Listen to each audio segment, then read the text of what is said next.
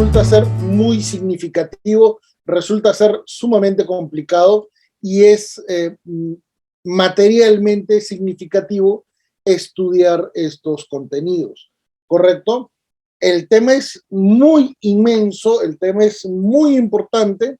Por favor, mi querido amigo Reader, si me confirma si se puede ver la diapositiva.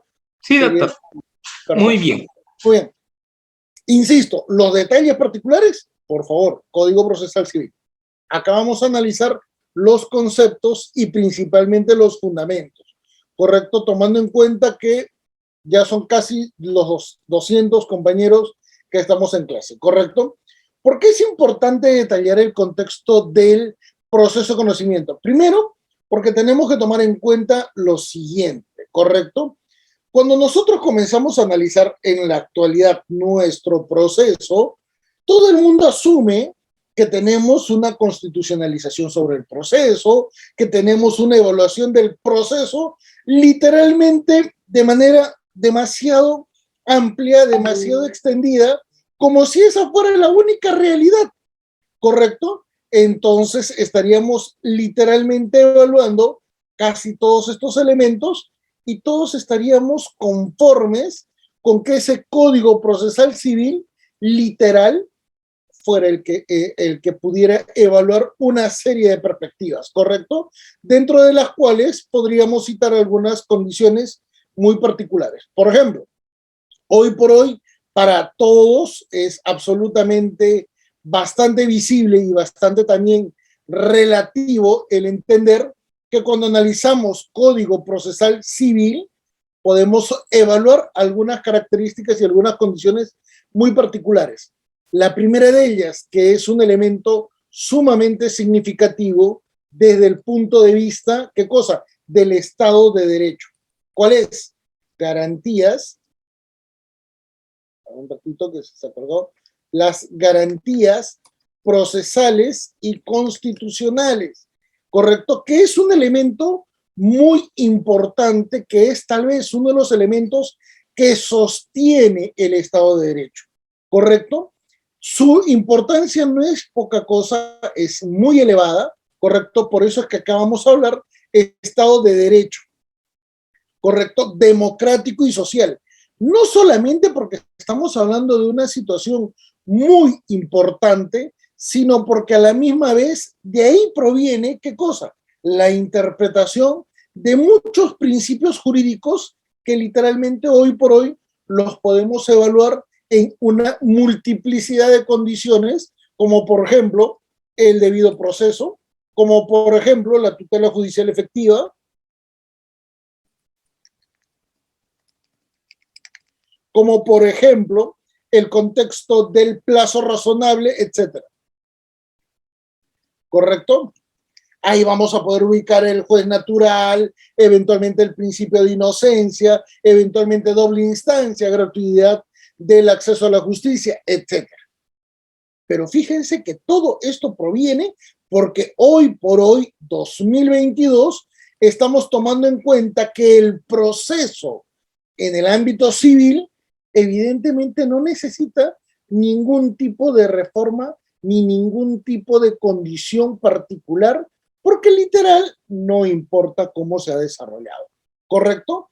Eso que nos permite indicar que eventualmente la parte procesal, correcto, la parte procesal no ha sido cuestionada y se asume que estamos ante una referencia muy significativa, donde las reglas del proceso en la evaluación del expediente judicial, correcto, es absolutamente objetivo, basado en las garantías procesales y constitucionales, correcto. Bajo esa perspectiva, entonces, las reglas aplicables a lo sustantivo están determinadas ¿dónde? En el Código Civil, correcto. Eso nos va a permitir entonces detallar, vamos a ponerlo por acá, Código Civil, pero a la misma vez vamos a tener, ¿qué cosa? Un Código Procesal Civil, ¿correcto? Que es el que eventualmente rige hasta nuestra actualidad. La parte sustantiva y la parte procesal. Pero en un momento, no es lo único. También en esta perspectiva tenemos que tomar en cuenta que en los procesos de conocimiento existe una valoración sumamente importante de algo que es gravitante. ¿Cuál es? La prueba, señores. La prueba es literalmente el elemento, el instrumento que te permite detallar qué cosa, la gran importancia del proceso en la actualidad.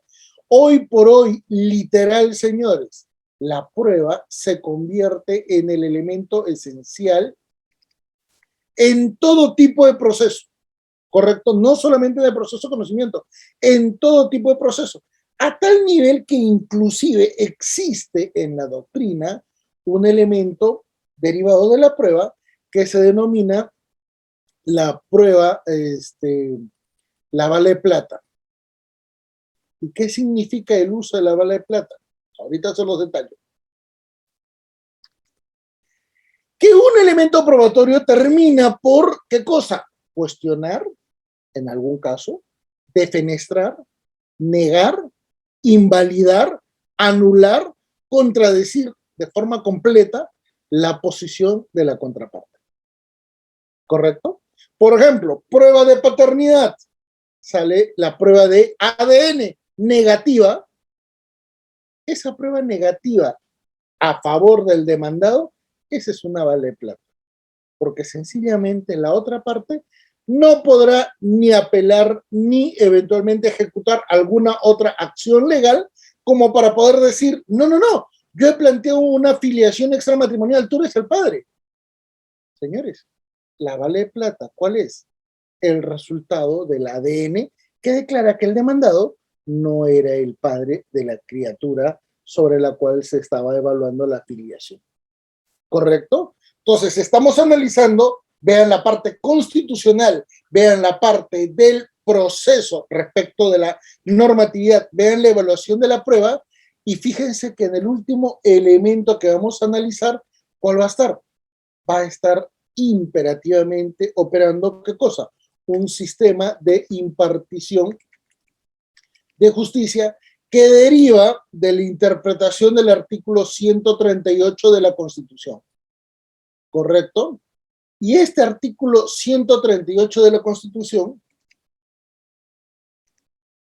es tan significativo, tan importante, que nos permite detallar una condición sumamente especial y bastante particular con respecto del proceso de conocimiento. ¿Saben cuál es?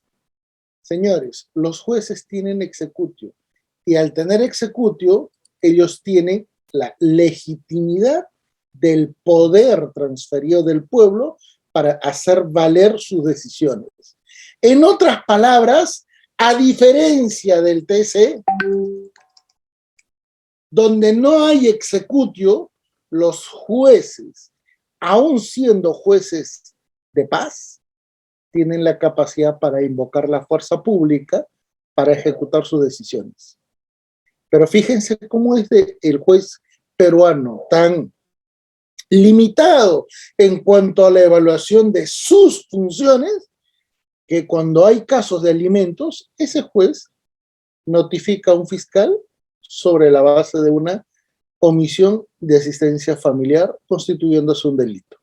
Cuando en realidad él no debería notificar a nadie y debería ejecutar autónomamente esa decisión que él mismo fundamentó, para que vean el error de nuestro sistema. Entonces, todo el mundo en la actualidad considera que el proceso civil evidentemente no tiene ningún tipo de significación, que todo está absolutamente bien y que eventualmente, si bien hay algunos errores, estos errores son más que todo judiciales que procesales.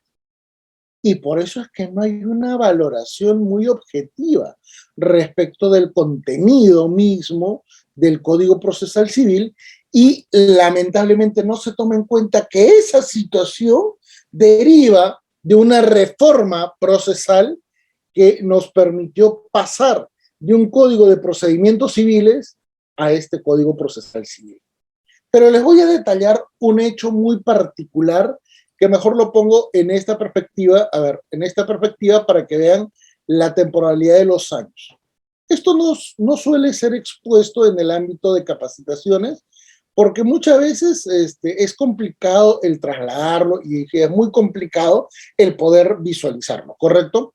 Pero el sistema procesal civil no es tan antiguo, ¿correcto? No es tan antiguo. En realidad, el contexto procesal proviene de estas diferencias. Fíjense, señores, a ver, vamos a ver si es que me permite el espacio, ¿correcto? Para 1960, en Uruguay, en función a lo que ya se estaba analizando en Italia, que proviene de una visión muy lacónica del derecho germano, ya se estaba dando la autonomía del derecho procesal civil. Miren, ¿eh? 1960, autonomía de la normatividad procesal. Hasta antes de ello, no existía una evaluación del proceso. Fíjese que la humanidad tiene 28 siglos y no existía esa vinculación. Por eso es que ahí está, por ejemplo, Couture con su decálogo del abogado, ahí está eventualmente algunos procesalistas uruguayos y argentinos que fundamentan esta visión, ¿correcto? Entonces, recién en 1960 se detalla la autonomía del sistema procesal civil, ¿correcto? 1980, señores, hay una autonomía ¿de qué cosa? Del código procesal, perdón, de todo lo que significa proceso constitucional. De ahí deriva el código procesal constitucional, que bueno, ahora ya tenemos en segunda oportunidad vigente desde el año pasado, ¿correcto? Pero aunque parezca increíble, un código procesal constitucional fue cuestionado en sendas demandas de inconstitucionalidad por Colegio de Abogados de Arequipa, por Colegio de Abogados de Trujillo, por Colegio de Abogados de Lima, que no tiene decano, pero igualito te mandó, y el Poder Judicial, para que vean el nefasto criterio del legislador, principalmente Carlos Mesías, de poder generar esta reforma, ¿correcto? Para el año 1990 tenemos un proceso penal totalmente diferente. El proceso penal que ahora conocemos como oralización comenzó ahí, ¿correcto? Y a partir del año 2010 tenemos un sistema procesal de familia que, bueno, evidentemente se ha hecho autónomo, ¿correcto? Pero tengan en cuenta que estas condiciones en el ámbito procesal, casi todas derivan del proceso de conocimiento. Todas derivan del proceso de conocimiento. Y vean cómo es que es significativo el entender, el comprender estas situaciones bastante complicadas en cuanto a un proceso de evolución, porque no hay una única referencia significativa, hay varias. Tenemos que entender el por qué el legislador peruano fue adaptando la legislación para poder así exteriorizar y comprender una realidad que evidentemente el sistema judicial lo ameritaba, ¿correcto? Por eso pasamos de un código de procedimientos civiles a un código procesal civil. ¿En función de qué cosa? De los conflictos judicializados, ¿correcto? Pero recuérdese que en este contexto, cuando hay un conflicto, normalmente solo evaluamos dos cosas: conflicto de intereses, conflicto de derechos. No hay más. En el conflicto de familia podemos agregarle un tercer valor, que es la parte subjetiva. Pero en esta función entre derechos e intereses, la humanidad transcurrió entre la autotutela, la negociación, la intervención de un tercero y el proceso judicial, ¿correcto? Hoy por hoy, ese código procesal civil representa la visión del Estado con respecto del análisis y control ciudadano, principalmente para poder dotar de justicia, donde se establece un procedimiento que evidentemente va a ser el más complejo, el más estructurado, el que tenga la mayor cantidad de procedimientos, porque está sujeto a una formalidad, ¿correcto? Sobre esa base, entonces, entiéndase que el sistema procesal civil de la actualidad no viene de la nada, viene de un mecanismo de evolución y vamos a detallar algunas características muy particulares que existían antes en los códigos de procedimientos civiles. Les explico. Un día antes de la sentencia, cuando el juez decía, el viernes voy a emitir la sentencia, el día jueves se presentaba una de las partes y presentaba un elemento probatorio. Lo que hoy por hoy conocemos como preclusividad no existía en el Código de Procedimientos Civiles, para que vean. Segundo elemento, no existía la competencia respecto de algunos elementos que son aplicables a la legislación sustantiva. Por ejemplo, para esas épocas, el concepto de familia estaba totalmente subsumido en el contexto de la legislación sustantiva civil, ¿correcto? Tanto es así que inclusive delitos contra la familia no existían. Los delitos contra la familia surgen recién, ni siquiera con el Código del 91, Código Penal 91, surgen recién en el 2000, con la Ley de Violencia contra la mujer y la familia. Entonces, hay un cambio estructural que evidentemente sostiene la necesidad de reformular una serie de situaciones, más aún cuando el Código de Procedimientos Civiles permitía otro detalle particular. Los jueces no eran especializados. Y adivinen, el personal de apoyo tampoco era especializado. No sé cuántas personas habrán tenido de repente a un papá o de repente a un abuelo que haya estado litigando con ese Código de Procedimientos Civiles. Pero en esas épocas los expedientes judiciales tenían un secretario. Y adivinen, hasta el año 1994, los secretarios judiciales eran señoras. Eran las secretarias de los jueces. Las secretarias que hacían labor administrativa ante la falta de personal comenzaron a conocer del proceso. Y esas señoras eran las que se convirtieron en secretarias de despacho, en secretarias judiciales. Hoy por hoy, eso cambió, se transformó y tenemos especialistas legales. Esto es, abogados que analizan el expediente. Pero en su momento, esto no existía. Entonces, vean el salto cualitativo para que vean cómo es que es importante entender el por qué tenemos una norma procesal sujeta a muchos cambios. Y esos cambios son dos en materia importante respecto del Perú. Tres, si analizamos desde el punto de vista comparado y desde el punto de vista del derecho internacional. Tres sería, por ejemplo, derechos humanos. Pero los derechos humanos lo vamos a incluir en una perspectiva interna respecto de la constitucionalización y la convencionalización. ¿Correcto? Entonces, sobre esta perspectiva, ¿qué significa? Fíjense cuándo fue promulgado nuestro Código Procesal Civil. Fíjense cuándo fue promulgado nuestro Código Procesal Civil. Y fíjense entonces que para ese momento ya teníamos también a la par una constitución. Pero que esa constitución literal en la parte sustantiva y procesal y judicial deriva de la constitución de 1979. Y la constitución de 1979, fíjense bien, 1979, tenía como antecedentes Declaración Universal de Derechos Civiles y Políticos, 1948. Pacto Internacional de Derechos Económicos, Sociales y Culturales, 1948. Primera y segunda generación de derechos humanos. 1969. ¿Qué cosa pasó ahí? Convención Americana. El Sistema Interamericano de Protección de Derechos Humanos con Corte y Comisión Interamericana de Derechos Humanos. ¿Correcto? Entonces, fíjense que ya hay una presión desde el exterior, pero que a nuestro legislador, ni en el Código Civil ni en el Código Procesal Civil, se le ocurrió tomar en cuenta. Le importó un pepino. ¿Correcto? Y ahí te das cuenta que los contextos 1969, 1979, por ejemplo, cuando se aprobó el CEDAW, que daba derechos a la mujer, que por cierto, 1979, ya se buscaba eliminar toda forma de discriminación de la mujer. El legislador del 84 no le importó y la siguió maltratando. Para quienes tienen un nivel de objetividad, revisen el libro de familia del Código Civil del 84 y se darán cuenta que la mujer es prácticamente, ¿qué cosa? Una persona semi-capaz. No es capaz en su plenitud.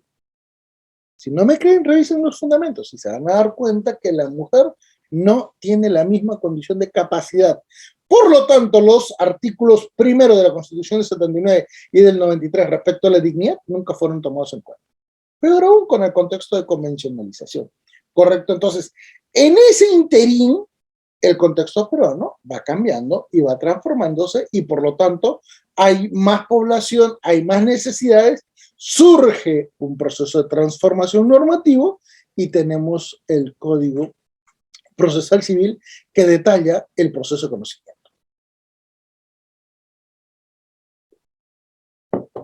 Y esta va a ser la lógica que nosotros vamos a evaluar de forma continua, constante, ¿correcto? A ver, acá se me pasó. ¿Dónde están las pericias? Ya, acá está. Entonces, vamos a analizar esto, vamos borrando que nos estaríamos adelantando mucho. Uy, estamos adelantando mucho. Muy bien. ¿Qué es lo que vamos a tomar en cuenta en esta perspectiva, mis queridos amigos?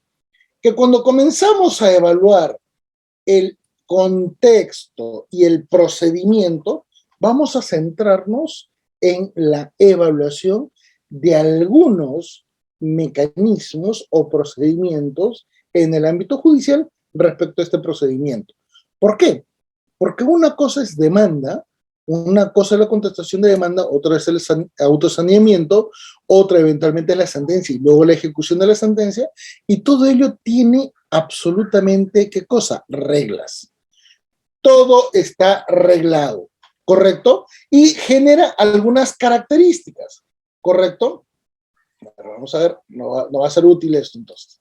Nos va a generar algunas características sumamente importantes y la vamos a detallar por acá para poder generar nuestra evaluación. ¿Cuál va a ser la principal característica entonces a nivel inicial respecto del proceso de conocimiento? Señores, la principal característica va a ser que literalmente todo el procedimiento está arreglado, ¿correcto? Todo el procedimiento está reglado. No existe ningún elemento que pueda estar, ¿qué cosa? Sujeto a una discrecionalidad sumamente elevada sobre la cual se puedan aplicar algunos elementos materiales o en lo sustantivo o en lo procesal. Todo está absolutamente arreglado. Pero además hay una condición particular, ¿correcto? El proceso de conocimiento es residual en primer término, pero a la misma vez es un proceso principal. Tal vez el de mayor importancia en nuestro sistema procesal y judicial. ¿Qué significa que sea residual? Todo aquel procedimiento que no esté arreglado deberá ser tramitado en un proceso de conocimiento. Así de simple, ¿correcto? Por ejemplo, les doy una referencia. ¿Se acuerdan que a Fujimori le dieron el indulto? ¿Se acuerdan? A Fujimori le otorgan un indulto. La Corte Suprema dice, caray, hubo una triquiñuela. Consulta a la Corte Interamericana de Derechos Humanos y la Corte Interamericana dice, yo no me voy a meter en asuntos procesales y judiciales internos. Decide tú, ¿correcto? Fíjate tu legislación y tú decías, pero recuerda, yo estoy evaluando lo que vayas a ejecutar.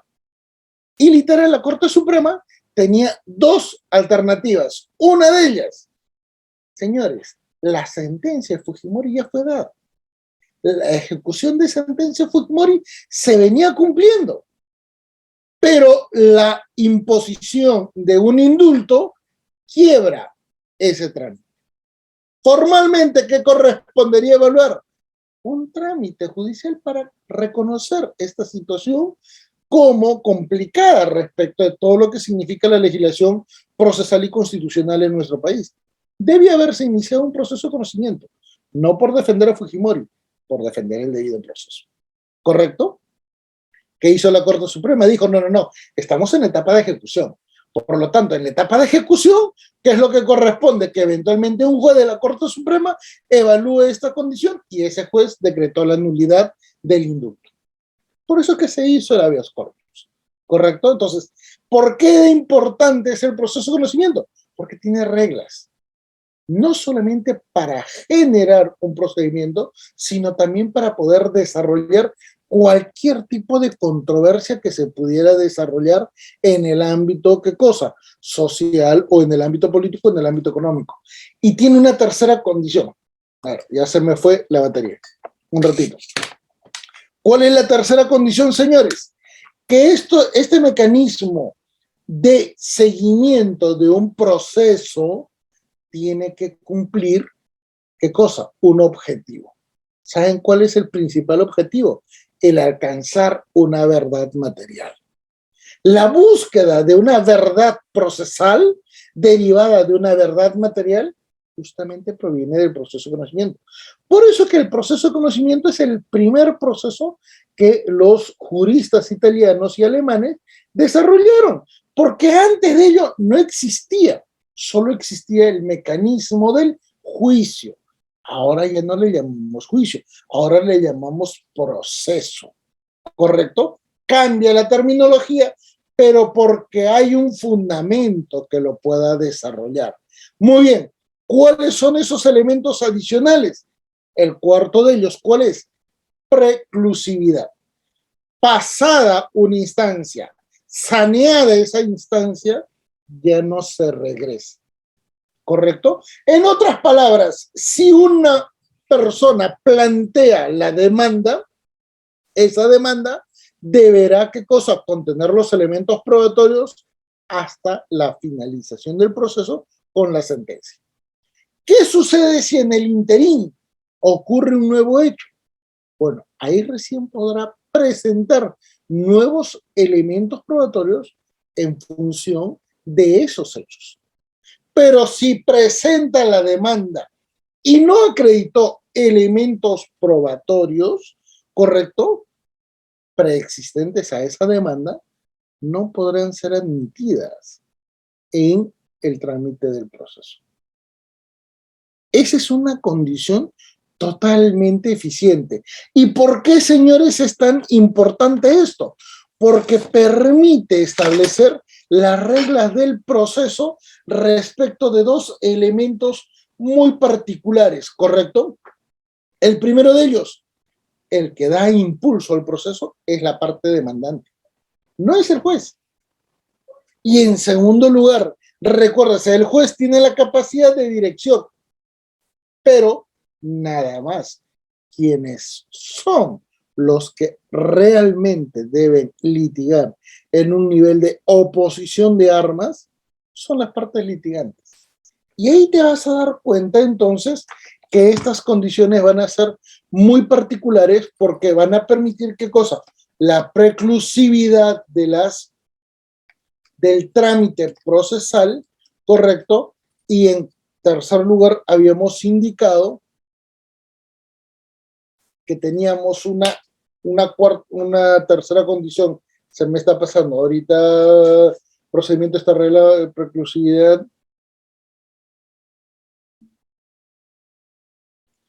Se me acaba de ir, y pese a que lo había dicho. Preclusividad del trámite procesal y además todo está arreglado, proceso principal. Esto proviene, bueno, todo el procedimiento tiende a generar una acción objetiva. ¿Correcto? ¿Qué significa esta acción objetiva? Tiene un resultado. Si tú has presentado un elemento probatorio que no tiene vinculación con el proceso, sencillamente va a ser descartado. Así tú quieres utilizarlo. Por ejemplo, en un proceso de conocimiento para efectos de poder generar un elemento probatorio que acredite una deuda que te tienen a tu favor y tú no demuestras quién es la persona que tenía esa responsabilidad con respecto de ti, va a ser difícil que puedas tener un procedimiento reglado. ¿Correcto? Por ello, ¿qué es lo que se tiene que tomar en cuenta desde la etapa inicial? Bueno, los principales elementos, antes de que cualquier persona pueda plantear una acción judicial, es, en primer término, la vía judicial. ¿Por qué? Porque recuerde que en nuestro país, artículos 138, 139 y 201 de la Constitución determinan que hay un proceso ordinario y un proceso constitucional. Si usted eventualmente está sufriendo una condición negativa respecto a sus derechos, no le conviene hacer un proceso de conocimiento, le conviene hacer de repente un proceso de habeas corpus, un proceso de amparo, dependiendo de lo que signifique, ¿correcto? Evidentemente no puede ser tan discrecional, pero tiene esa posibilidad. Pero cuando ya no existe un mecanismo objetivo para determinar su condición en un proceso judicial, tienen que recurrir al Poder Judicial, ¿correcto? Y eso significa que tiene que identificar dos elementos muy particulares, ¿correcto? La especialidad, con lo cual significa que automáticamente se van determinando ¿qué cosa? La competencia, ¿correcto? Y la jurisdicción. Si las partes viven en Lima, no pueden las partes ir a Ica, ir a San Martín, ir de repente a Loreto a plantear una acción judicial. ¿Correcto? No se puede determinar. En lo constitucional, hoy por hoy se está evaluando eso gracias al indulto de Fujimori, porque se planteó en Ica. Pero fíjense que ya hay reglas predeterminadas. Y el último de ellos, que es la parte económica. ¿Por qué la parte económica? En dos niveles. Uno, porque evidentemente es el procedimiento que implica una mayor cuantía respecto de las condiciones económicas de las partes. Y dos, cuando sea inapreciable en cuanto al dinero, cuando se evalúe cuestiones de derecho. ¿Correcto? Estamos hablando de una situación sumamente particular. Por ejemplo, las referencias que en nuestro país se desarrollaron en los últimos 3 años con respecto del derecho de una persona que tenía parálisis completa y que planteó a través de una acción de garantías constitucionales su eutanasia, se desarrolló a través de un proceso de conocimiento, no a través de un amparo. ¿Correcto? Ahí se planteó y se dijo, yo quiero tener el derecho a una muerte digna. Literal, no puedo vivir, no me estoy desarrollando, no tengo ninguna capacidad como para poder siquiera movilizarme autónomamente. Eso no puede ser cuantificable. Por eso es que ese es uno de los principales elementos que inclusive tiene una condición superior a las partes procesales. ¿Correcto? Pero fíjense, cuando ya analizamos a las partes procesales, vamos a tomar en cuenta algunas condiciones muy significativas. Ya vamos a analizar unos elementos mucho más detallados y que nos van a permitir, ¿qué cosa? Observar algunas condiciones y características bastante referenciales. Veamos. A ver, vamos a tratar de exponerlas por acá para que vean el por qué son importantes de ser evaluadas.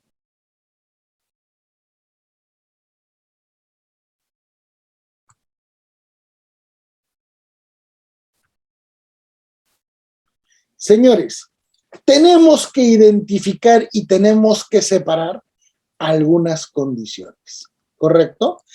Toda persona tiene el derecho de acción. En otras palabras, tiene la posibilidad de presentar una demanda. Toda persona es un sujeto de derecho. Toda persona es un sujeto de derecho. ¿Correcto? Y el derecho de acción no significa que siempre va a tener razón. Significa que puede iniciar el procedimiento. ¿Correcto? Toda acción no implica el trámite de un proceso. ¿Por qué? Porque tiene que ser declarado o admisible o dos condiciones negativas. Improcedente, inadmisible. Improcedente. Por ejemplo, Manuel Bermúdez Tapia plantea ¿qué cosa? Que el gobierno nacional sea destituido y a Manuel Bermúdez Tapia lo erijan como inca en legítima sucesión de los incas hasta la actualidad. Un absurdo total. ¿Correcto? Pero un momento. Cualquier peruano tiene la posibilidad de hacer eso. Que el Poder Judicial no te dé la razón, esa es otra cosa. Y no te lo va a dar porque eso es un absurdo jurídico. ¿Correcto? ¿Por qué menciono que toda persona es un sujeto de derecho? Porque incluye a los niños. ¿Correcto? Incluye también a los incapaces según la ley civil, tanto relativos como eventualmente temporales. Y cuando digo que toda persona tiene el derecho de acción significa el acudir a un proceso judicial. En otras palabras, a tramitar una defensa de sus derechos. Pero tiene que hacerlo en función de reglas. La primera de ellas, tiene que demostrar interés para obrar. ¿Correcto? El interés para obrar es un elemento muy importante que si no lo puede acreditar, sencillamente no le van a reconocer la posibilidad de defender algún derecho o alguna condición que pudiera tener. Interés para obrar. ¿Qué significa el interés para obrar? Una legítima pretensión, una legítima condición para poder avalar algo. Legitimidad para obrar. En otras palabras, la posibilidad de que la ley me reconozca que no solamente tengo interés para obrar, sino que además me dé la capacidad para ello. Por ejemplo, golpean a mi menor hijo, ¿correcto? Yo tengo el legítimo derecho de poder ir al Poder Judicial a, ¿qué cosa? A buscar una reparación civil respecto de esa persona que atentó contra mi hijo, porque además de tener un interés para obrar, porque soy el progenitor, tengo, ¿qué cosa? La facultad que me otorga la ley. Pero recuerden, no es discrecional. Tengo que hacerlo en un plazo determinado. Por eso es que los procesos de conocimientos te permiten una mayor temporalidad para la ejecución de tus acciones. Muy distinto a los plazos que, por ejemplo, tienes en el proceso abreviado, en el proceso sumarísimo, en el proceso de ejecución, inclusive en los procesos cautelares. ¿Por qué? Porque si vas a plantear un proceso cautelar y eventualmente ya sucedió el daño, ya no vas a tener opción de plantear tu acción. Así se acabó, ¿correcto? Y por ello es que tienes que tomar en cuenta, adicional a la cuantía que se pueda plantear, ¿qué cosa? Que normalmente se tiene que vincular un elemento vinculado al ámbito jurídico. La evaluación de derechos es una de las principales acciones derivadas del proceso de conocimiento y porque recuerda que todo está determinado por la ley. Aún inclusive las condiciones no detalladas expresamente en la norma, porque recuerda que el proceso de conocimiento de forma implícita reconoce que cualquier cosa que no esté en la normatividad va a entrar al ámbito de esa competencia en el sistema procesal. ¿Correcto? Por ello es, y recordemos en este sentido, una persona que no tenga condiciones, legitimidad, interés para obrar, no va a poder ser parte procesal. Si no es parte procesal, definitivamente no va a poder ejecutar su derecho de acción. Así de simple. Y si puede plantear una acción, le van a decir, señores, demuéstrenme que usted tiene la capacidad para ser parte procesal. Al no acreditarlo, se declarará improcedente. ¿Correcto? Por ello es que cuando se hace la demanda, correcto, no solamente tiene que cumplir determinados requisitos y condiciones, los requisitos de admisibilidad, correcto, superados estos, ya no existe la posibilidad de presentar nuevos elementos probatorios, salvo en el trámite del proceso se puedan presentar, que es distinto, ¿correcto? Ahora bien, si durante el trámite del proceso se toma conocimiento de estas nuevas pruebas, pero no se presentan, recuerden que también existe, ¿qué cosa? La racionalidad en el uso de esos elementos probatorios. Y si ya se tenían conocimiento y no se presentaron, el juez los puede excluir. Porque no es un criterio discrecional de las partes, es un criterio formal para efectos de que la otra parte también pueda conocerlos. ¿Correcto? Muy bien. Planteada la demanda, entonces, ¿qué es lo que puede ejecutar el otro sujeto que puede tener interés para obrar, legitimidad para obrar, que puede estar en vinculación directa con las personas vinculadas al trámite judicial? Bueno, tiene para hacer algunas acciones de defensa. La primera de ellas se llama tacha. En otras palabras, acepta parcialmente e implícitamente algunas condiciones, pero dice, eso no lo voy a aceptar. Puede, por último, determinar y reducir el impacto negativo de esa demanda en su propia esfera de derechos e intereses. Segunda condición, puede plantear excepciones y decir, un momentito, me vienen a cobrar a mí una condición, una obligación, una referencia jurídica que se fue establecida en 1980 y para el año 2022 ya pasaron 42 años. Es imposible que se pueda ejecutar. Por lo tanto, no es válida esa relación jurídica que acaban de plantear. Pero un momento, ¿por qué el juez la aceptó? Si ya pasó muchísimo tiempo, los plazos no se cumplieron. Porque recuérdese que también es una obligación de las partes actuar diligentemente en la defensa de sus derechos. ¿Correcto? El juez puede equivocarse y probablemente se equivoque. Por eso existe la doble instancia. Pero tú, en tu defensa, no tienes el derecho de equivocarte. Eso de que la parte se puede equivocar, ese es un error de la defensa técnica. Si tú tienes un abogado y te dice, mira, por ahí que podemos perder, cámbialo.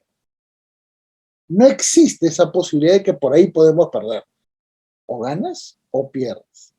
Y te tiene que establecer las reglas y condiciones sobre las cuales vas a perder y de qué manera o vas a tener una victoria utilizando algunos elementos, como por ejemplo una mayor actividad procedimental en el proceso. Pero eso de que vamos a ver no existe. No, pero es que es impredictible el resultado judicial. Un momentito, eso te lo puede decir un abogado inexperto, pero un abogado que hace procesos judiciales no puede dejar a la deriva ese criterio. ¿Por qué? Porque si ustedes se dan cuenta, los dos primeros elementos de todo este procedimiento establece, ¿qué cosa? Las reglas esenciales de todo lo que se va a seguir. En otras palabras, todo lo que no esté en esos dos principales elementos, demanda y contestación de la demanda, no existe. ¿Correcto? No existe. Ni siquiera la intervención del juez puede ampliar, puede reducir o puede condicionar lo que han propuesto las partes procesales. Tal vez el juez pueda limitar algunas condiciones, como por ejemplo la evaluación de un elemento probatorio para efectos de hacer una oposición con respecto de la instrumentalización de un elemento probatorio de oficio. Tal vez. Pero recuérdense que los elementos, las pruebas de oficio no son ordinarias, son excepcionales, ¿correcto? Corresponde a las partes. El tercero es el árbitro imparcial. Por lo tanto, la última opción que tiene el que es demandado es el de reconvenir y decir, no, a mí no me puedes demandar porque yo soy el que tengo razón y por lo tanto yo también te demando. Pero claro, como hay dos demandas, siendo las mismas partes, siendo la misma materia judicial y siendo una acción derivada de una inicial, se denomina reconvención porque sobre esta base se establece una relación paradigmática entre los dos. ¿Qué significa esto? Que este paradigma va a representar una condición sinalagmática sobre la cual ambas condiciones tienen la misma importancia. Ambas tienen su derecho de acción, ambas representan un interés y una legitimidad para obrar, ambas están basadas en un criterio de competencia o jurisdicción de los órganos judiciales, ambas están basadas en cuestiones de pretensión que exponen un elemento objetivo, derecho o interés, o un elemento subjetivo, como por ejemplo la reparación civil, correcto, derivada del concepto de daños. Hoy por hoy ya debemos hablar de daños y no de reparación civil. Entonces hay una serie de elementos que articulan todo el trámite del procedimiento. Y esa es la parte sustancial en este sentido, ¿correcto? Muchos dicen, no, el proceso de conocimiento es muy largo, es muy tedioso, es muy complicado, es muy complejo. Momentito, no es complicado. El que puede ser complejo es porque el fondo en sí mismo es alto, es elevado. Recuérdese que se litigan cuestiones de derecho, recuérdese que se cuestionan interpretaciones derivadas de la ley, recuérdese que se interpretan, ¿qué cosa? Dos condiciones en contraposición, demandante-demandado. Por lo tanto, no puede ser pues absolutamente reducido a una cuestión de procedimiento sencillo, ¿correcto? Para ello tenemos los procesos sumarísimos abreviados, ¿correcto? Que es totalmente distinto y que tienen otro mecanismo, que tienen otro procedimiento. Sobre esa base, entonces, ¿qué es lo que vamos a establecer bajo estas condiciones? Fíjense bien. A ver, perdón. ¿Qué es lo que vamos a establecer? Puntos controvertidos. En otras palabras, son los principales elementos que se derivan de la acción de la demanda y de la contestación de la demanda. En otras palabras, son los 3 puntos de apoyo de todo proceso, de todo expediente. ¿Correcto? Son los 3 puntos esenciales y sobre los cuales, a ver, vamos a ver si es que podemos detallarlo de esta manera. Vamos a ponerlo por acá. Correcto, vamos a ponerlo así para que se vea la gran importancia que tienen estos 3 elementos. Estos 3 valores van a permitir, ¿qué cosa? Los elementos centrales de todo expediente judicial. Literalmente, señores, ustedes pueden resolver cualquier controversia de cualquier cliente si es que analiza, cuando ya hay un proceso en trámite, evidentemente. Correcto, son los elementos más importantes. Estos 3 elementos, vamos a ver con qué lo detallamos, a ver un ratito, acá, con esto.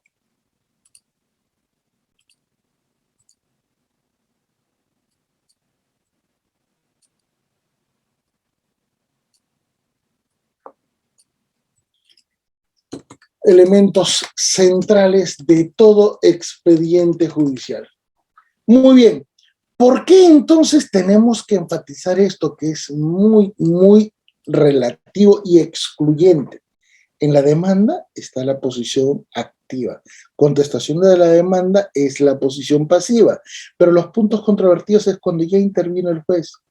Y el juez definitivamente recién ahí genera un autosaneamiento. Por eso que son los elementos centrales. ¿Cuántas veces muchos de nosotros han ido a un juzgado y han observado qué cosa? Un expediente judicial y ¡juá! Está marcadazo. Son esos elementos. Son las partes más importantes de todo expediente judicial. ¿Correcto? Y aunque el expediente pueda tener varios volúmenes, esos 3 son los centrales. ¿Correcto? Sobre esta base, entonces, cuando ya comenzamos a detallar que ya hemos superado una primera etapa con el autosaneamiento, ahí nos damos cuenta recién, ¿qué cosa? Que ya existe un proceso judicial, ¿correcto? Y en ese procedimiento judicial, fíjense la gran diferencia que va a haber entre quiénes. Entre una parte que va a ser parte no procesal, ¿correcto? Acá lo vamos a mencionar por acá, una parte no procesal y las partes y las posiciones de las partes procesales. Correcto, y muchos dirán, ¿y qué significa parte no procesal y posiciones de las partes no procesales? Bueno, vamos a hacer un pequeño ejemplo y les voy a detallar algunas condiciones, ¿correcto? Vamos a hacer de cuenta un ejemplo sumamente sencillo. Vamos a ver. Imaginémonos que vamos a estar en una situación bastante gráfica. Por favor, es un ejemplo. No vayan a estar pensando que eso está en la ley o algo por el estilo. ¿Correcto? Adán y Eva. ¿Correcto? Hagamos de cuenta. Tienen un conflicto. Vamos a ponerle XXXX. Pero ellos son esposos. ¿Correcto? Y en el tiempo, vamos a hacer esta referencia, en el tiempo, Adán y Eva se divorcian. ¿Correcto? Divorcio. Estamos Adán y Eva divorcio. A ver, vamos a ponerle por acá una gráfica para que vean el seguimiento.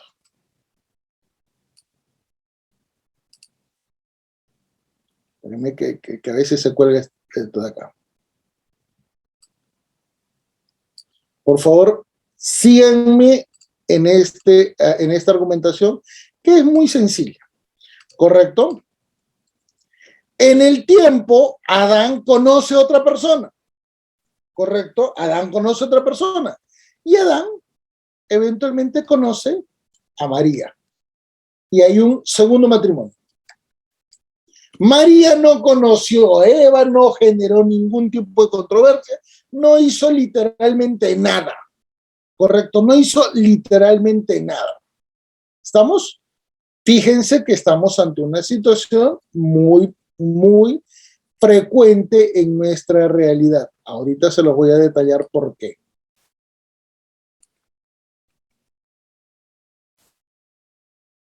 Pasa el tiempo y Adán muere. ¿Correcto?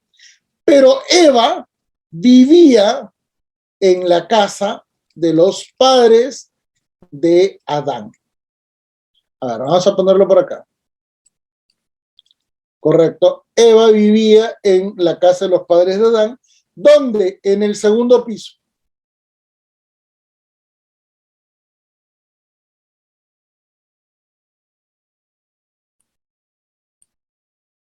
¿Correcto? Fíjense que esta es una situación bastante usual. No estoy exagerando. Imaginémonos que esto se puede ver en un proceso de conocimiento. Solamente quiero que vean el reflejo de estas situaciones. ¿Correcto? Pero María es la esposa. ¿Correcto? María es la viuda. Y María vive en un departamento alquilado. María tiene la posibilidad de tener un porcentaje de la sucesión intestada respecto de la casa donde vive Eva. Pero pregunta, ¿María podría desalojar a Eva de su casa, pero que donde también ella tiene derechos? Las dos podrían, de repente no es una casa, es un depa. ¿Podrían compartir ese depa? Ese es el típico ejemplo que nos permite decir, ¿quiénes son las partes procesales? Va a depender del contexto. Y en ese contexto podríamos tener proceso 1, Adán y Eva. En un segundo proceso podríamos tener a María con Eva. ¿Correcto? Pero ahí date cuenta que las partes no procesales son justamente los que más intervienen en los procesos de conocimiento, porque la ley no les asignó directamente una legitimidad para obrar. Y como esto es sumamente controversial, necesitan justificar su posición en un proceso de conocimiento. Estas son las reglas más usuales. ¿Correcto? Por eso es que las posiciones de las partes procesales son evidentemente activa y pasiva, pero un momento, también pueden intervenir terceras personas. Puede ser el litisconsorcio o eventualmente puede ser a nivel de un tercero excluyente. ¿Correcto? Y esto es muy significativo. Pero fíjense, cuando se resuelva esta etapa, recién podrán llegar a una audiencia de conciliación. ¿Por qué se plantea esa audiencia de conciliación justamente después de? Principalmente para evitar, ¿qué cosa? La ejecución de los elementos probatorios, porque en esas circunstancias ya hay un nivel de oposición total.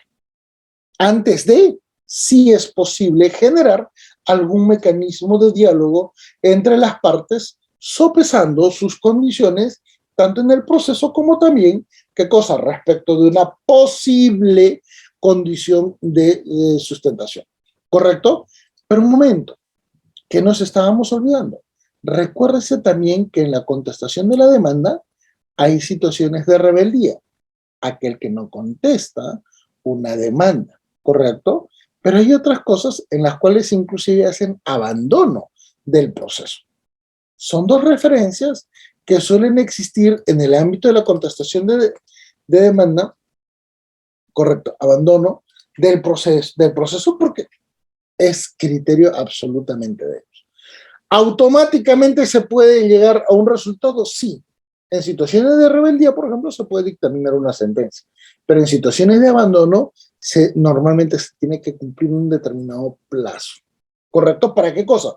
Para darle la posibilidad que esta persona no necesariamente se retire automáticamente del proceso, sino que eventualmente pueda evaluar las condiciones negativas o positivas que se desprendan de su actuar. ¿Correcto? Cuando ya se ejecutó entonces la audiencia de conciliación, recuerda que luego viene la ejecución de las pericias. Y en el ámbito del proceso de conocimiento, las pericias son las más extensas, son las más densas, son las que tienen una mayor significación. Pericia psicológica, pericia psiquiátrica, pericia contable, pericia derivada de un informe médico-legal, de un informe de asistente social o de una pericia temática en la eventualidad o en el contexto que eventualmente se pudiera hacer. Por ejemplo, las pericias a nivel de obras de infraestructura, ¿correcto? Para saber si de repente el cemento estaba bien, si la densidad de la construcción o el uso de los instrumentos o equipos para efectos de la construcción están bien. Eso va a depender de cada uno de los procedimientos, pero recuérdense que en estas condiciones la mayor parte de actividad ya proviene del órgano judicial hacia las partes, ¿correcto? Donde las partes también tienen la posibilidad de ¿qué cosa? De ejecutar sus propias acciones. Por ejemplo, pueden cuestionar, pueden tachar una pericia. Eventualmente pueden decir, señores, la evaluación es sumamente limitada, solicitamos otra pericia. Pueden requerirlo o eventualmente pueden presentar una pericia de parte para efectos de indicarle al juez, miren señores, la pericia que ustedes han ejecutado ha sido tan mala, ha sido tan negativa, que evidentemente los puntos en comparación no han logrado, ¿qué cosa? Atender las condiciones del proceso, y por eso es que yo estoy generando una condición a mi favor o en la defensa de mi posición. ¿Correcto? Una vez ejecutadas estas acciones, pasamos entonces a la audiencia de pruebas, en donde nuevamente tenemos a las partes procesales, y ahí es donde se tiene que hacer la instrumentalización de los elementos probatorios. Las partes procesales tienen el derecho de oponerse y de ahí de plantear también la ejecución de una prueba de oficio, o eventualmente el juez puede tomarse esas atribuciones. ¿Por qué? Porque estos procesos de conocimiento, como tienen una condición tan densa, evidentemente no van a ser tan fáciles de poder ser evaluados de modo tan discrecional. Necesitan acciones mucho más complejas como para determinar una condición, ¿correcto? Por eso que en las audiencias de pruebas normalmente están dos elementos sumamente importantes: la actuación de los elementos probatorios y luego termina con los alegatos, ¿correcto? Que es la exposición del abogado respecto de una fundamentación. Pero recuerden que esos elementos que se van a actuar tienen que estar en compatibilidad con el inciso 5 del artículo 139 de la Constitución. ¿Por qué? Porque la sentencia judicial no puede excluir o no puede, ¿qué cosa? Diferenciarse ni de lo expuesto en la demanda, ni de lo detallado en la contestación de la demanda, ni de lo generado en el auto de sancionamiento. Hay una condición intrínseca respecto a los puntos controvertidos, que es, como les indicaba, los tres elementos más importantes del proceso. Por eso es que la capacidad de argumentar y la capacidad de fundamentar de una decisión evidentemente está relacionado con estas condiciones, ¿correcto? Sobre esta base, entonces, tenemos que entender que la ejecutabilidad y la racionalidad en las decisiones judiciales siempre está condicionada. ¿Pero por quiénes? Por las partes procesales.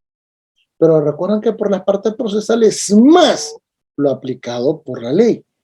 Pero eventualmente en algunas condiciones, conforme a la ley orgánica del Poder Judicial, y esto de forma muy excepcional, es posible apartarse del contenido normativo de una ley para efectos de fundamentar una sentencia en equidad. ¿Correcto? Normalmente las sentencias son fundadas en base jurídica, pero dependiendo de las circunstancias, una cada 2 millones de expedientes, se puede plantear una sentencia de equidad. Esto es a razón de una justicia, ¿correcto?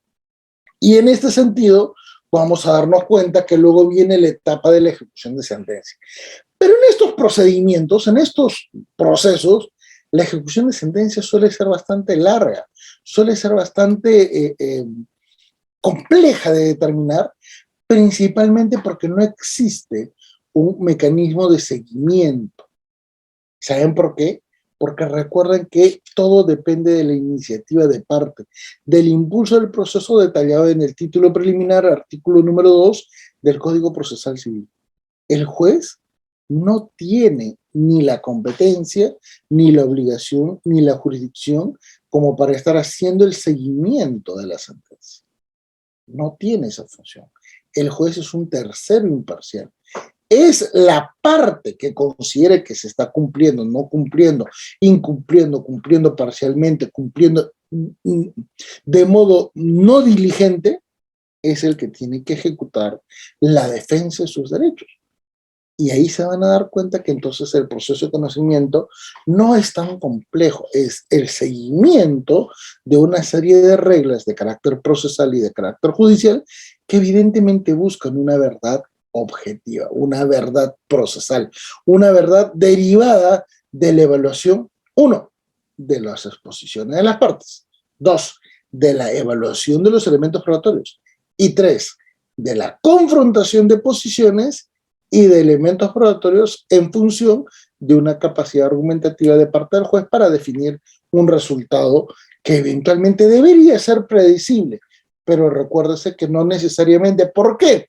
Porque la capacidad argumentativa, aún teniendo elementos probatorios insuficientes, puede ser superior a la ¿qué cosa? A la capacidad argumentativa de un abogado que, teniendo todos los elementos probatorios como para poder fundamentar su posición, hace una negligente defensa de sus intereses o de los intereses de la parte procesal a su cargo. Eso es totalmente distinto. Por eso que hay veces en las que dicen, no hay justicia. Pero un momento, vamos a ver el caso. Oiga, señora, pero usted no presentó todos los elementos probatorios. No, pero es que mi abogado hizo. Pero eso no es un error de la justicia, es un error de la defensa. ¿Y qué suele pasar? Recuerda que en estos casos el nivel de capacidad y el nivel de especialización son demasiado elevados. Por lo tanto, no puede quedar tan discrecional la facultad de los jueces como para poder, de los abogados, perdón, como para poder decir que este caso puede ser evaluado, ¿qué cosa? Apelando a situaciones de malicia, temeridad procesal o eventualmente las situaciones en las cuales se procura, ¿qué cosa? Extender o dilatar la ejecución de la sentencia, que suelen ser los mecanismos más comunes en nuestro país. ¿Por qué? Porque en los procesos judiciales civiles los jueces no tienen tanta competencia como para imponer sanciones de carácter punitivo, ¿correcto? Bueno, todo lo sancionado puede ser punible, ¿correcto?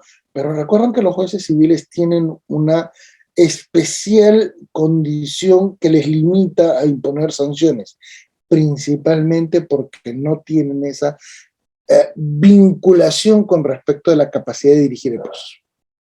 Una situación, cuando un juez, cuando evalúe, por ejemplo, la actuación de un elemento probatorio falso, debería automáticamente, ¿qué cosa? Denunciar al abogado que lo está ejecutando. Aun cuando el abogado, ¿qué cosa? No ha ejecutado o no ha elaborado ese documento falso. ¿Y por qué? Porque era deber del abogado, ¿qué cosa? Tomar diligencia en esa actuación, con ese elemento probatorio, porque de repente pudo haberse convertido, ¿qué cosa? En un instrumento como para poder acceder, ¿qué cosa? A tener un fallo fundado a su favor. Entonces, hay una serie de perspectivas que nos permiten detallar, pero que eventualmente con la absolución de algunas consultas y de algunas preguntas de parte del público se van a poder resolver de una mejor manera. Muchísimas gracias y eventualmente quedo a la discreción de ustedes, mis queridos amigos. Muy amables. Excelente, doctor. Muchísimas gracias, estimados participantes. Si tuviesen algunas consultas, pueden levantar su manito para darles acceso al audio, pero si ha quedado todo claro, no hay problema. A ver, tenemos unos participantes en el chat. Ya. Como les reitero, estimados participantes, creo que ha quedado muy claro, nos dice el doctor Reiber. Bueno, sí, todos, doctor, una pregunta nos dice, doctora Gutiérrez. A ver, doctora Gutiérrez, muy buenas noches. ¿Está activo su audio? Doctora Gutiérrez, nuevamente le estoy dando pase que active su audio, usted mismo. Doctor, muy buenas, excelente ponencia, doctor Manuel Bermúdez, muchísimas gracias. Me dice la doctora que no funciona su audio. Lamentablemente no puedo hacer nada, doctora. Nos dicen, gracias, doctor. Doctor, hoy sí, bueno, llegamos a 341 estudiantes y esto es que habíamos llegado a 390 estudiantes conectados por Zoom. Y agradecidos, doctor. Creo que las preguntas no hay ninguna porque todos han quedado muy bien Hay una pregunta del doctor Jairo. Dicen si ya. la conciliación es obligatoria. Sí, aún. Bueno, en realidad la conciliación nunca fue obligatoria, la conciliación es facultativa. El gran detalle es que muchas personas asumen que tienen que ejecutarlo de modo obligatorio para efectos de poder tener una viabilidad con respecto a la etapa admisoria del proceso, que es distinto, ¿correcto? Es facultativa, no es obligatoria en ninguna instancia, pero muchos la han considerado válida para efectos de que el juez no te rechace la demanda de forma automática. Excelente, doctor. Doctor, en el chat, sin mentirlo, usted lo está viendo también. Todos nos dicen muchas gracias, doctor, muchas gracias, nos dicen muchas gracias. Todos agradecidos por brillante exposición, excelente profesionalismo. Gracias por la ponencia, doctor. Muchas gracias.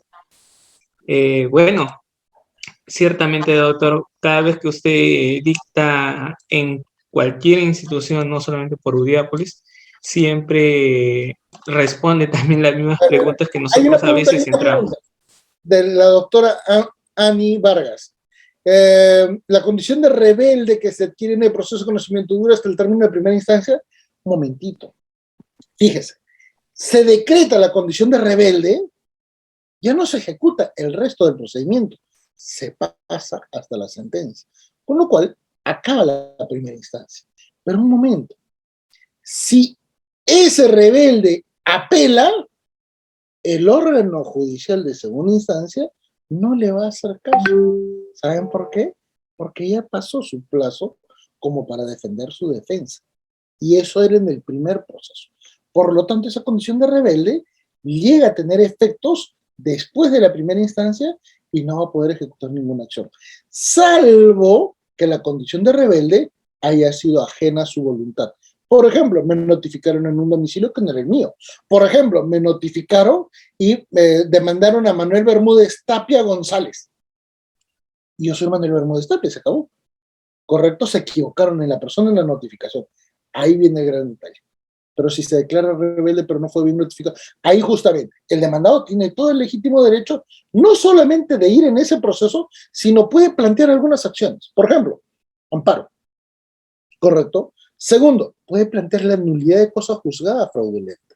¿Por qué? Porque en el plazo le permite ¿qué cosa? Accionar un mecanismo como decir, notificaron mal, se equivocaron. Acá estoy presente, yo nunca intervino. ¿Correcto? Recomendación sobre libros en derecho procesal. La doctora Marianela Ledesma tiene varios trabajos a nivel de 2 tomos, 3 tomos, inclusive 4 tomos, sobre todo el proceso.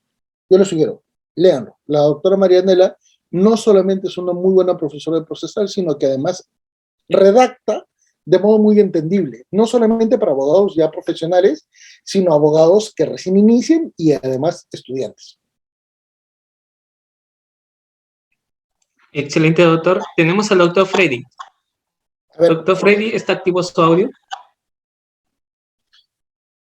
Nuevamente le doy pase. Doctor Freddy, ¿está activo su audio? Creo que no puede. Hay una preguntita. Cuando el juez otorga un plazo para subsanar con un plazo de 3 días para presentar un poder especial, porque el que se presentó fue insuficiente. Bueno, en este caso lo que sucede es que quien demandó y no tenía todo el poder suficiente, está contradiciendo su propia posibilidad de ganar el caso. ¿Correcto? En esos contenidos, aunque no es una buena práctica, ¿qué es lo que conviene? Solicitar, ¿qué cosa?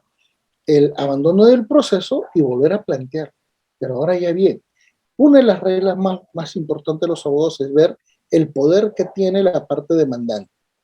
Y muchas veces, porque esto normalmente se suele ver en registros públicos, hay criterios tan abiertos, tan ambiguos, que mucha gente dice, no, no, ahí de ahí sale. No, señores, el poder tiene que ser muy específico como para poder generar algunas acciones. ¿Mm? No, pues ya si hay declaración de rebeldía, ya no hay nada más. Se va directo a la sentencia. Ah, bueno, doctora Rosario Ortiz, libros de María Elena Ledesma.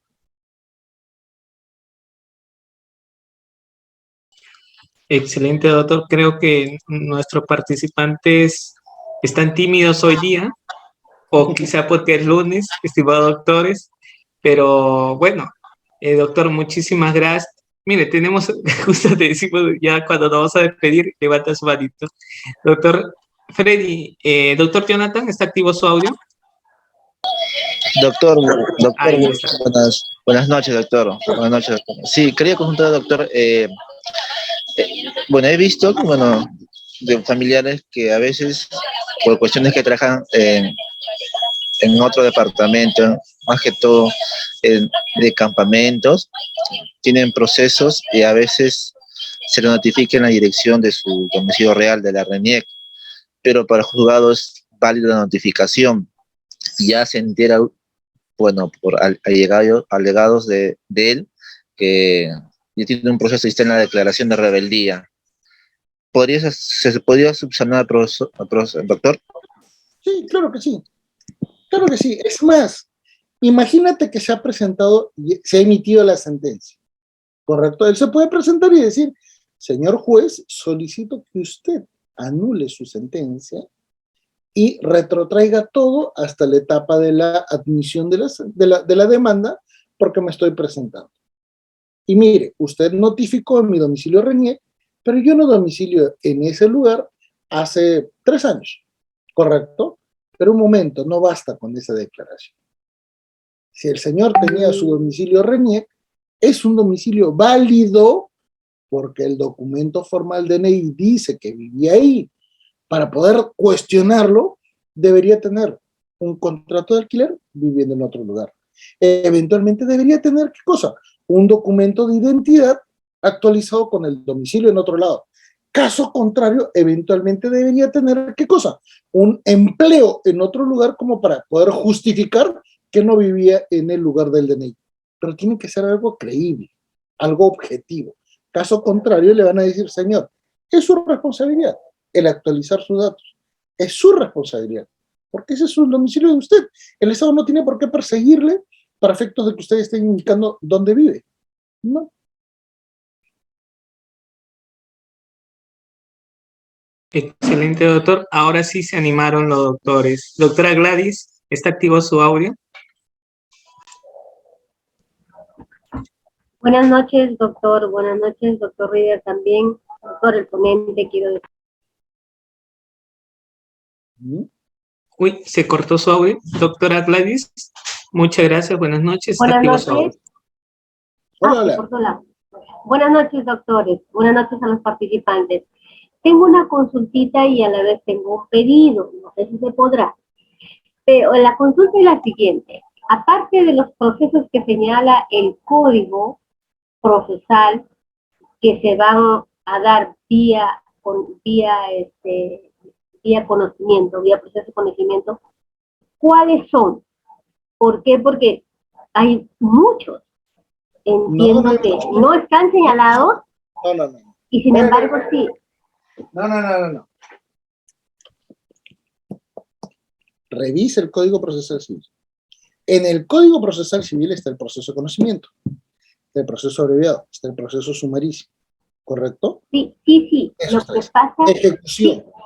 Ejecución, medidas cautelares. En el Código del Niño y Adolescente está el proceso único y está el proceso de filiación extramatrimonial, que dura 10 días. De ahí no hay más procesos, doctora. No, a ver, creo que no planteé bien la pregunta, me parece, ¿no? Sí, las vías procedimentales están, si no me refiero a qué casos aparte de los que ya se señala que se van vía proceso de conocimiento, se darían también vía proceso de conocimiento que no están señalados dentro del Código Procesal. Llámese, divorcio está en conocimiento, ¿no? ¿Y qué otros procesos que no están señalados tendría que llevarse? Y el pedido, doctora, antes de para poder... Ya, doctor, puede continuar. Sí, doctor. Luego el activo sobre la otra para el pedido. Bueno, en primer lugar, cuando dice el Código Civil, aquello que no tenga un trámite procedimental específico, será ejecutado en proceso de conocimiento. ¿Cuáles? Va a depender de las circunstancias. Imagínese un terremoto en la costa peruana y surge una isla, correcto, y una isla grande.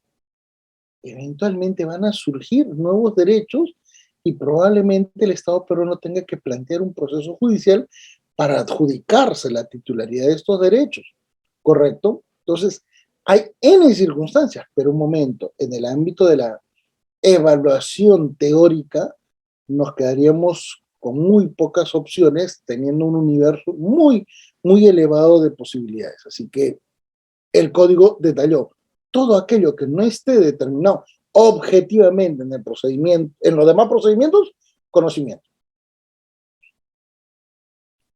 Excelente, doctor. Doctora Gladys, para finalizar con su participación. Gracias por la respuesta, doctor. Sería para ir a navegar un poquito a ver qué va en proceso de conocimiento. Ya, doctor, el pedido es el siguiente. Mire, su ponencia de hecho ha sido muy buena, como todas las ponencias que usted lo hace. El pedido iba por ahí.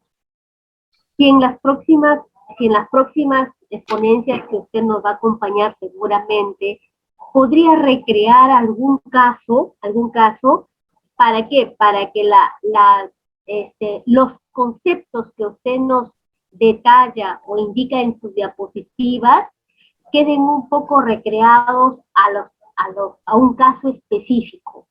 Claro está, si está en sus manos, si podría darse, ¿no? Eso más que nada es. Muy amable, muchas gracias. No se preocupe. A veces lo hago. Es más, doy los ejemplos, trato de poder aplicarlos así porque es entendible que hay veces en las que una representación gráfica ayuda mucho más. Claro que sí.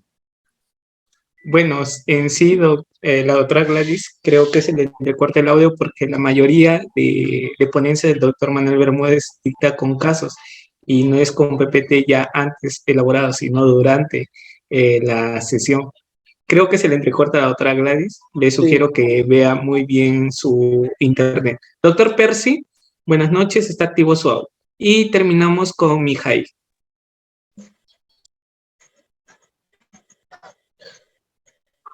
Doctor, una consulta quería hacerle en el caso. Usted dijo que efectivamente en el tema, ¿no?, de las notificaciones después que se haya dado o se haya llevado a cabo el tema del proceso y el juez ha determinado una sentencia, ¿cierto? Como estaba diciendo el amigo anterior, posiblemente que haya tenido otro domicilio, ¿no?, que no sea el que muestre su DNI.